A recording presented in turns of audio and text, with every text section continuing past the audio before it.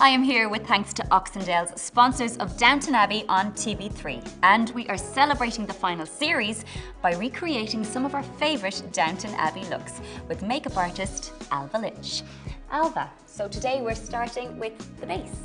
Yes, we're going to recreate the beautiful look of the Crawley sisters, which is a really dewy, fresh, radiant look overall. So minimal but little touches of colour everywhere. So we're going to start off with the base today. Fantastic. How will we prep the skin? I've used the Mugu anti-aging cream on the skin because I really like it as a base under foundation.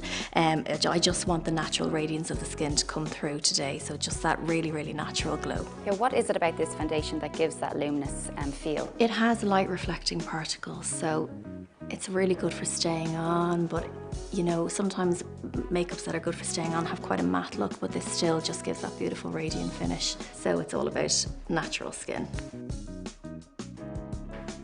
So Alva, that is the foundation done, and what's next? Concealer. So I'm going to conceal under the eyes. I'm actually going to conceal up above on top of the lid, up to the brow bone as well. Sometimes you can put a primer on the lid, but I want to keep it just looking like skin, so I'm going to conceal everywhere. The reason I'm not putting foundation around the eye is because I want to use a concealer that won't move into any fine lines, but it still does need to be set with a powder, which I'm going to move on to next. But this is just going to really even out the skin tone on the eye so that you have that beautiful flawless look that they have.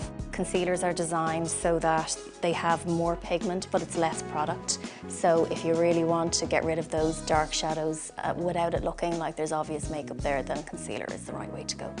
When choosing the shade then for the concealer, should it be darker than your foundation, lighter than your foundation? You really have to be careful. So something in a similar tone to your foundation. And so then lastly, Alva, it's just the powder? Yes, I'm going to make sure everything is held in place really well by applying a very, very lightweight powder. It needs to be lightweight because you don't want to go in and ruin all your concealing work and make it look really heavy. So the concealer will just stop anything moving, so it'll be set for the day. So what sort of blush are we using today? I'm going to use a cream blush. Because I didn't have highlighters or illuminators or anything like that in those days, the blush needs to look really, really fresh and like just a really natural flush of colour on skin. So I want to give that natural glow with the blush itself rather than adding anything else. So the reason I didn't powder the skin beforehand is because if you're using a cream blush, it's just better to pop it on before you put the powder on. So the blush is complete, and now to finish off the powder? Yes, and I'm just going to powder just literally down the centre here, just anywhere that is overly shiny, and I'm going to keep the cheekbones free because we want those to maintain that gorgeous glow. Fantastic. Well, there you have it. Simple and easy tips inspired by the Downton Abbey ladies. And watch out for our next video when we'll show you how to finish off this look. You can watch the final season of Downton Abbey exclusively on TV3 this autumn, brought to you with thanks to Oxendales. And don't forget to check out Oxendales on Facebook and Twitter for your chance to win some fantastic prizes throughout the series.